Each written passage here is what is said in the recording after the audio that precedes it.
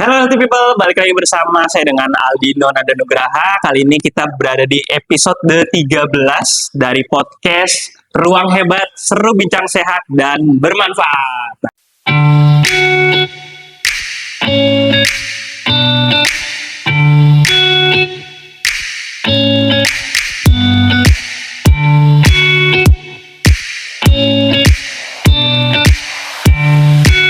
Oke, kali ini kita akan mengangkat sebuah tema sehat menuju tanah suci, dan di sebelah saya nih teman-teman sudah bisa ngeliat yang nonton, yang penasaran. Di sini saya bersama dengan Dokter Kece dari layanan kesehatan haji khususnya di Puskesmas Cengkareng bersama dengan Dokter Dwi Utami.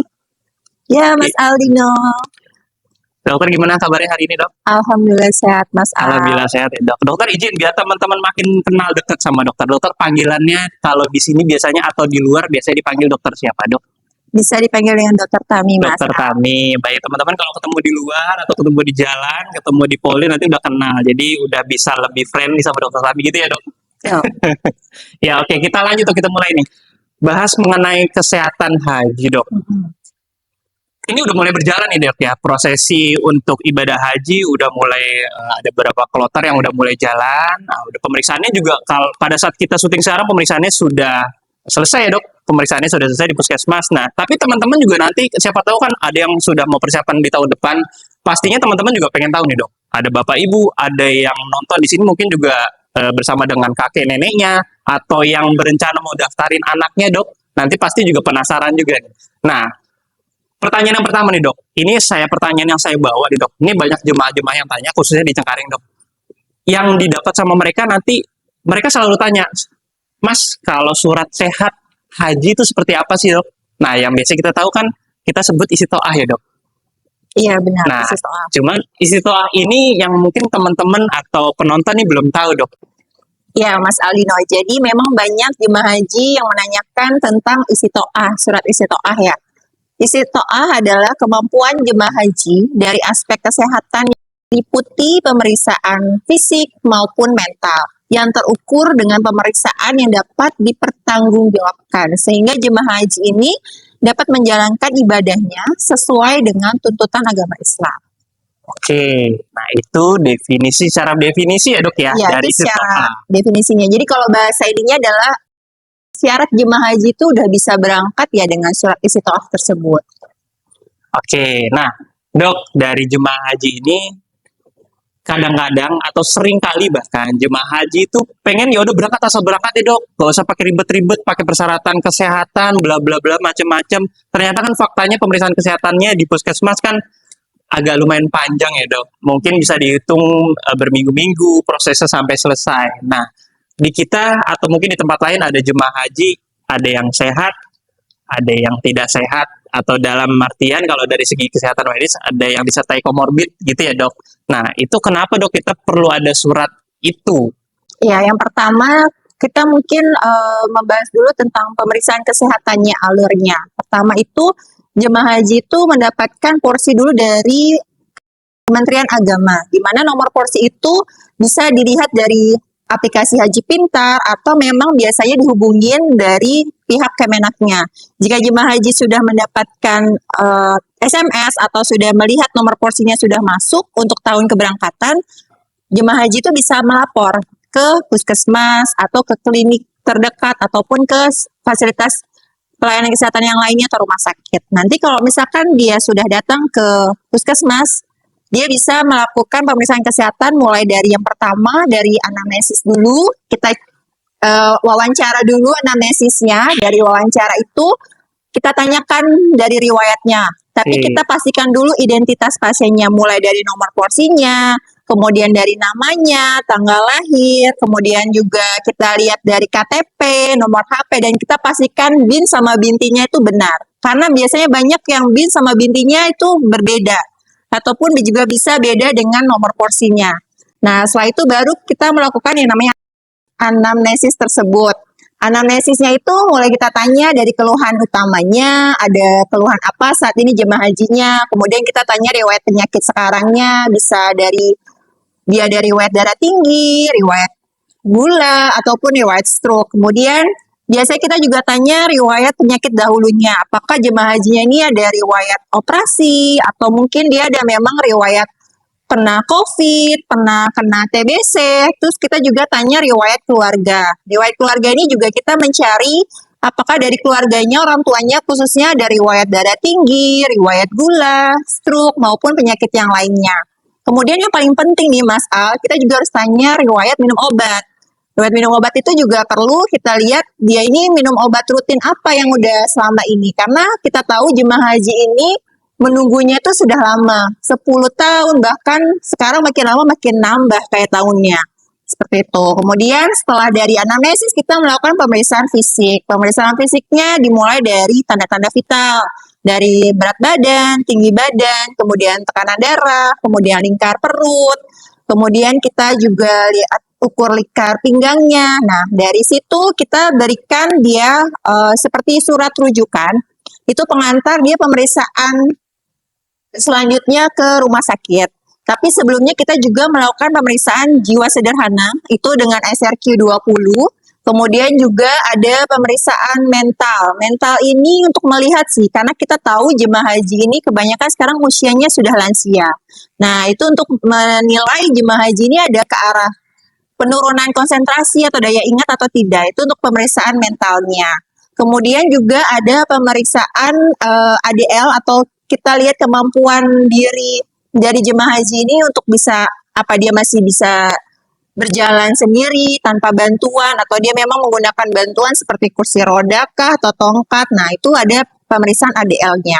Activity daily living namanya. Kemudian setelah itu ada pemeriksaan kognitif. Kognitif itu untuk proses berpikirnya jemaah haji. Kita melihat apakah jemaah haji ini ada penurunan konsentrasi atau enggak. Itu biasanya kita tesnya itu seperti nanya sekarang tahun berapa, terus Indonesia merdeka tahun berapa, kayak gitu. Oh, ada pertanyaan seperti itu ya, Dok? Ada, itu juga ada yang kayak gitu. Terus kemudian juga ada yang kita menilai jemaah haji itu untuk gambar jam. Itu melihat sih jemaah haji ini masih kemampuan untuk berpikirnya masih bagus atau enggak. Karena biasanya di sana pun banyak yang kayak nyasar, kayak gitu, Mas Al. Oh. Nah, Dok, tahan dulu, Dok.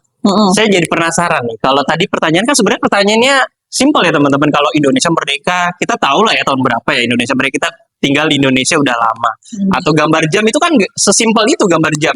Memangnya ada kesulitan, Dok, kalau dari jemaah kita, Dok? Kesulitan seperti apa, Dok? Sehingga pertanyaan itu tuh harus ditanyakan. Kenapa harus ditanyakan, Dok?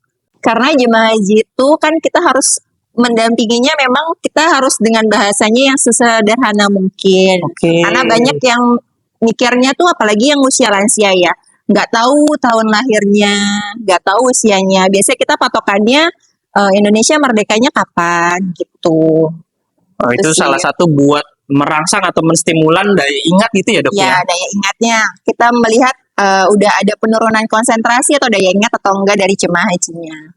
Berarti itu berpengaruh sekali ya, Dok, pada saat nanti di sana, di Arab Saudi, di prosesi pada saat ibadah hajinya. Mungkin karena ribuan orang, bahkan mungkin bisa sampai ratusan jutaan ya, Dok, jutaan orang yang melakukan ibadah haji di sana. Kalau dia mungkin identitas diri pribadinya saja lupa, atau yang tadi dokter bilang demensia, atau ingatannya memang sulit sekali dirangsang atau distimulan, nah itu beresiko sekali pada saat di sana ya, Dok ya? Iya, resikonya nyasar sih, Al. Nyasar ya? Benar. Itu Karena banyak, Dok, yang kejadian ya, Dok? banyak, karena kan itu berkumpul semua satu seluruh dunia. Nah, Indonesia kan juga beraneka ragam provinsi kan. Nah, di situ campur tuh, ada yang memang dia bisa bahasa Indonesia, ada yang dengan bahasa daerahnya. Jadi banyaknya memang kasusnya di sana itu yang nyasar jemaahnya gitu. Jadi penting banget nanya nama sih yang paling ini. Biasanya kita nanyanya nama, domisili dia, asalnya daerahnya dari mana gitu. Biasanya memang ada gelang identitasnya mereka. Nah, dari situ biasanya kita melihat nih, oh dari jemaah hajinya dari Jakarta Barat atau mungkin dari Aceh atau dari mana gitu. Baik. Nah, pertanyaan selanjutnya nih, Dok. Kalau tadi mungkin agak sedikit menyoroti atau kita menyudutkan pertanyaan mengenai kesehatan jiwanya. Ya, tadi ada mentalnya di sana atau mental keberangkatan pada saat ini seperti apa. Tapi kalau pemeriksaan fisik sendiri, tadi dokter bilang dari puskesmas, kita dokter merujuk ke rumah sakit ya, Dok. Nah, pemeriksaan fisik tadi kan dokter bilang ada pemeriksaan TTV, ada tapi laboratoriumnya atau pemeriksaan sampel darah apakah itu diperiksa juga dok? Periksanya di puskesmas atau di rumah sakit? Kayak kita ketahui ada pasien-pasien yang berisiko 40 tahun ke atas dilakukan pemeriksaan rekam jantung. Nah, apakah itu dilakukan juga dok untuk jemaah haji kita? Untuk saat ini karena memang menurut KMK-nya untuk pemeriksaan penunjang sekarang sudah tidak dilakukan di puskesmas. Jadi kita buatkan rujukan untuk dilakukan di pemeriksaan rumah sakit. Jadi kita rujuk ke fasilitas yang lebih lanjut itu di rumah sakit yang bekerja sama memang dengan pemeriksaan haji yang sudah menjadi rujukan untuk jemaah haji. Gitu. Nanti biasanya di rumah sakit dicek itu dari laboratorium, rekam jantung, pemeriksaan ronsen ataupun pemeriksaan penunjang lainnya yang berkaitan dengan penyakitnya. Misalkan dia memang ada riwayat stroke, mungkin akan dilakukan pemeriksaan tambahan seperti CT scan jika memungkinkan seperti itu. Baik, nah dok, ini ada pertanyaan lagi nih. Tadi saya udah ngumpulin nih, ada sekitar kurang lebih 1.000 pertanyaan dok yang masuk nih di kolom komentar nih. Entah nanti komentarnya di mana. Pokoknya udah saya kumpulin nih dok. Nih saya sampai hafalin pertanyaannya dok. Nah salah satunya yang sudah saya catat. Dari sekian prosesi yang panjang nih dok. Kayak tadi dokter udah bilang pemeriksaan fisik, dari pemeriksaan di rumah sakit, di puskesmas. Sudah mereka lakukan pemeriksaan. Nah mereka akan dapat apa nanti dok? Karena ada yang tanya nih, dok saya akan dapat surat kesehatannya atau enggak? Itu satu. Dok, tetangga saya bilang nanti kamu harus dapat atau nanti bapak ibu harus dapat kartu vaksin.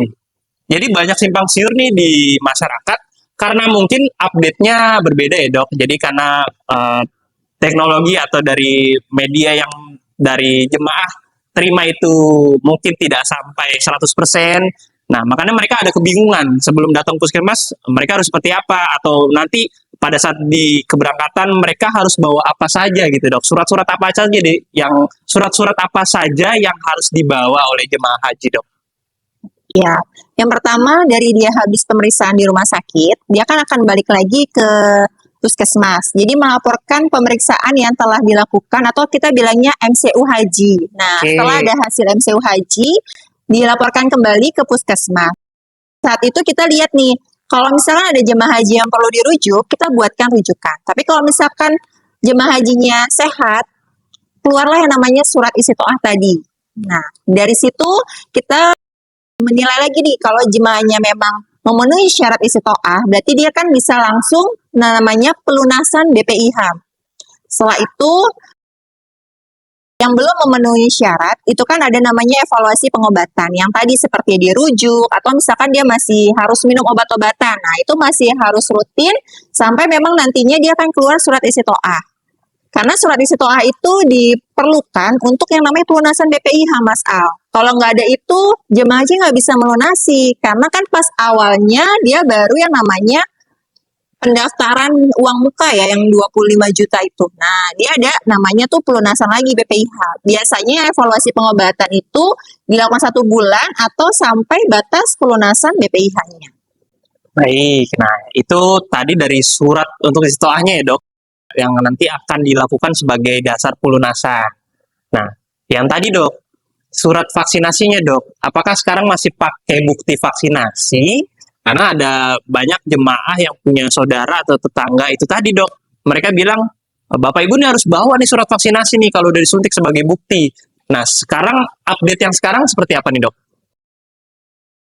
Iya, semua pemeriksaan itu masuk dalam sistem namanya Siskohatkes, Mas Al. Jadi dari pemeriksaan awal di puskesmas, kemudian pemeriksaan lanjutan di rumah sakit, sampai dia dapat yang namanya penetapan diagnosa, dan akhirnya dia dapat surat istiqoah itu semua masuk di Siskohatkes. Nah, yang untuk vaksinasi wajib itu meningitis, itu nanti di-input juga di dalam sistem Siskohatkes. Kemudian ada vaksinasi yang memang tambahan seperti influenza itu boleh, ataupun yang diwajibkan untuk tahun ini selain meningitis ada vaksin polio. Itu wajib. Jadi dua-duanya di-input di dalam sistem Siskohatkes. Jadi udah nggak ada tuh yang pakai kertas-kertas vaksin. Oh udah nggak dibawa nih dok? Nggak. Jemaah udah nggak ribet-ribet bawa-bawa lagi kartu vaksin nih berarti ya penonton nanti semua udah ya? dalam sistem semua.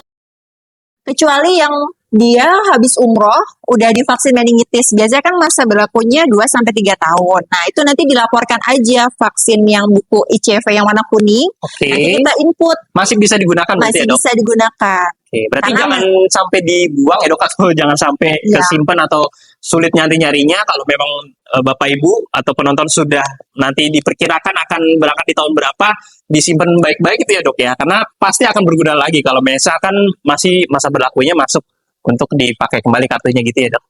Jadi misalkan nih dia mau haji tahun ini, nah tapi sebenarnya sebelumnya bulan Januari gitu habis pulang umroh. Nah itu bisa dibawa aja yang vaksin meningitis kartu itu. Nanti kita bisa langsung input yang dia vaksin meningitis pas saat umroh gitu. Jadi hanya tambahannya vaksin polio saja gitu. Kalau yang influenza sudah tidak dimasukkan di dalam sistem Sitohatgas. Tapi kalau misalkan mau melakukan vaksin influenza boleh. Boleh. Ada biaya, Dok, atau Kalau vaksin gratis? influenza kan tidak wajib, jadi berbayar sendiri. Oh, tetap berbayar ya, Dok ya. Itu pun di rumah sakit ya, Dok? Di rumah Tidak sakit dilakukan di adanya. puskesmas. Oke, pertanyaan selanjutnya nih, Dok. Ini antusiasnya banyak banget nih, Dok. Karena pertanyaan udah saya kumpulin. Nah, ini ada pertanyaan selanjutnya nih, Dok. Kalau ada ibu hamil, Ibu harus hamil. seperti apa, Dok? Kalau ibu hamil boleh berhaji jika usia kehamilannya 14 sampai 26 minggu. Dan ibu hamil ini sudah divaksin meningitis, Mas Kal. Tapi dengan catatan dia tidak punya resiko tinggi dalam kehamilannya. Dan pastikan juga selama ibu hamil ini harus memang konsul juga ke bagian spesialis objinnya gitu. Boleh berangkat jika usia kehamilan 14 sampai 26 minggu tadi. Oke, baik. Nah, kasus yang lain nih, kalau tadi ibu hamil sudah terjawab ya, Dok ya. Di Cengkareng itu cukup banyak, Dok, kasus diabetes mellitus sama kasus hipertensi, Dok. Nah, itu kalau di jemaah haji kita seperti apa, Dok? Syarat-syaratnya, Dok, kalau misalkan mungkin saya, Dok, punya ayah ibu, ada rencana tiba-tiba ditelepon dari Kemenak, Bapak Ibu besok berangkat haji. Nah, sedangkan kita belum mempersiapkan kesehatan, kita punya komorbid diabetes, kita punya komorbid darah tinggi, batasan-batasan atau ambang normal sehingga biar kita merasa aman, kan tetap boleh berangkat ya, Dok, walaupun dengan diabetes, walaupun dengan hipertensi atau dengan komorbid lainnya. Nah, itu terutama yang paling sering muncul ya, Dok, atau kasus yang memang sering kita temui, khususnya di Cengkareng, Dok, karena jumlah jiwanya juga cukup banyak dibanding dari daerah wilayah lain. Salah satunya dengan diabetes atau hipertensi, Dok. Mereka menanggulanginya seperti apa, Dok? Untuk persiapan keberangkatan, tensinya harus berapa untuk bisa melewati pemeriksaan kesehatan atau untuk bisa lolos. Kalau misalkan yang diabetes itu pemeriksaannya apa saja atau minimal gulanya itu di angka berapa biar kita aman sebagai jemaah haji. Ya, jadi kalau menurut PMK-nya memang ada aturannya sih Al, jemaah yang bisa berangkat maupun yang tidak. Yang itu tadi yang termasuk syarat istiqoah atau mungkin dia istiqoah yang dengan pendampingan atau mungkin yang masuknya istiqoah sementara ataupun tidak memenuhi syarat istiqoah.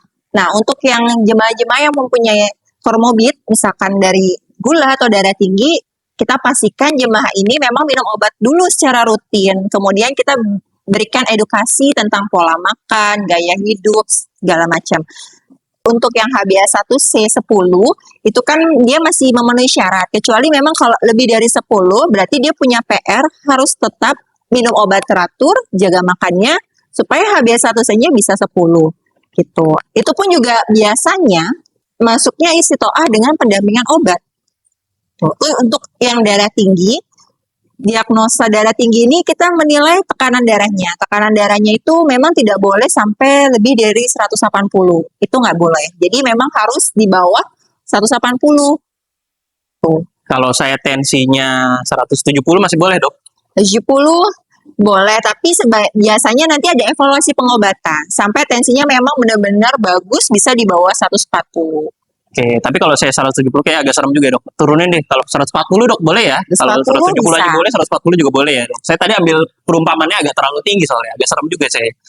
Pastikan pokoknya minum obat teratur, Mas Oke. Al. Itu obat harus dibawa di stok selama berhaji nanti. Selama berhaji ya, Dok. Jadi nggak boleh sampai ada obat yang ketinggalan, atau ada nggak sih, Dok, pasien-pasien atau jemaah yang obatnya itu yang harusnya dibawa, seperti kayak obat-obat jantung, itu kan memang harus dia konsumsi rutin dok. Sedangkan selama prosesi mereka menjalankan ibadah selama kurang lebih 2 sampai berapa minggu ya dok? 40 hari ya dok? Kalau hitungan hari ya kurang lebih ya dok?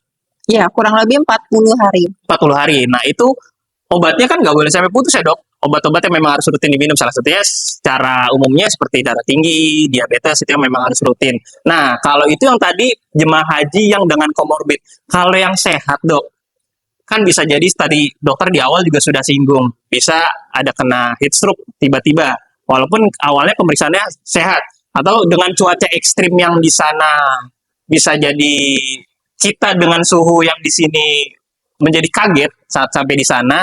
Persiapan apa saja dok yang harus kita atau perlengkapan apa nih APD alat pelindung diri yang bisa jemaah haji siapkan?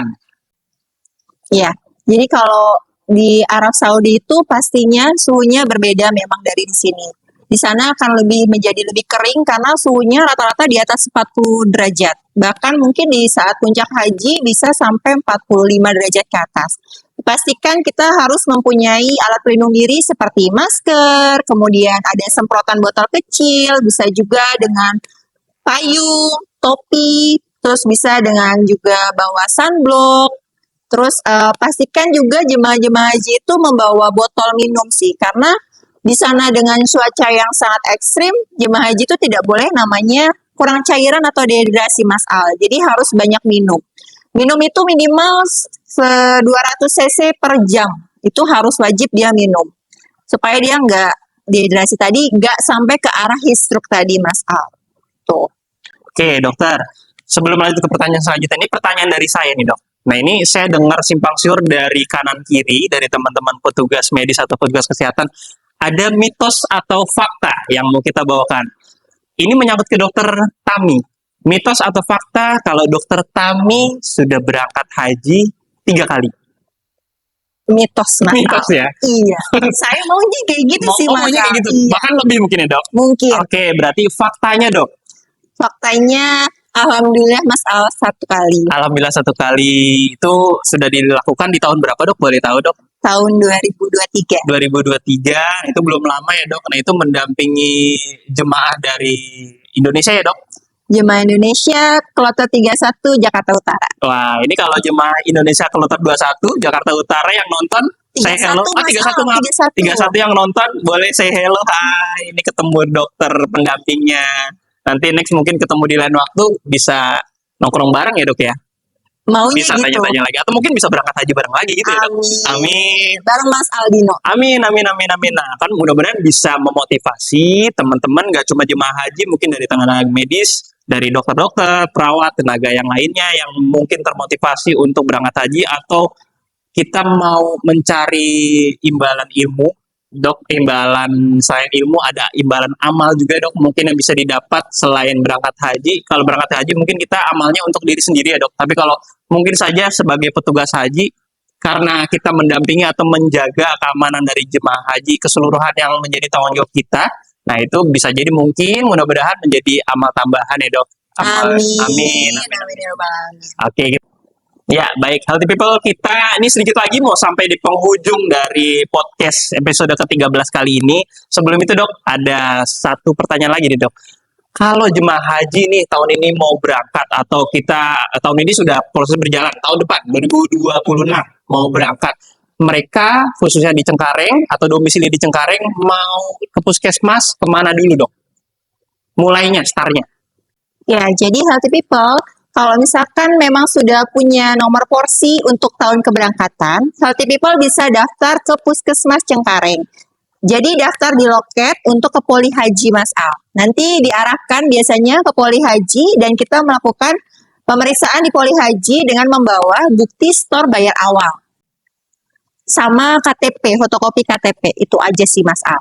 Fotokopi KTP, itu aja yang cukup dibawa ya dok. Setelah itu baru nanti dilakukan pemeriksaan di puskesmas di lantai berapa dok? Di lantai 1 di Poli Haji. Oke, baik dokter. Terima kasih banyak ini dengan dokter Tami atas ilmu dan tips-tipsnya yang hari ini sudah dibagikan kepada Healthy People semua yang lagi nonton, mungkin yang sambil makan, yang sambil kerja, silakan. Yang penting mudah-mudahan dari yang sudah berapa menit berjalan ini, Dokter Tami sudah beberapa ilmu atau bahkan mungkin dari teman-teman healthy people yang belum tahu jadi tercerahkan ya Dok, yang mau Amin. berangkat haji jadi punya persiapan, bahkan mungkin yang belum daftar jadi punya keinginan tergugah jadi mau ikut daftar ya Dok. Langsung ke bank, nanti prosesnya kalau ada yang lupa buka lagi video di YouTube-nya Puskesmas Cengkareng.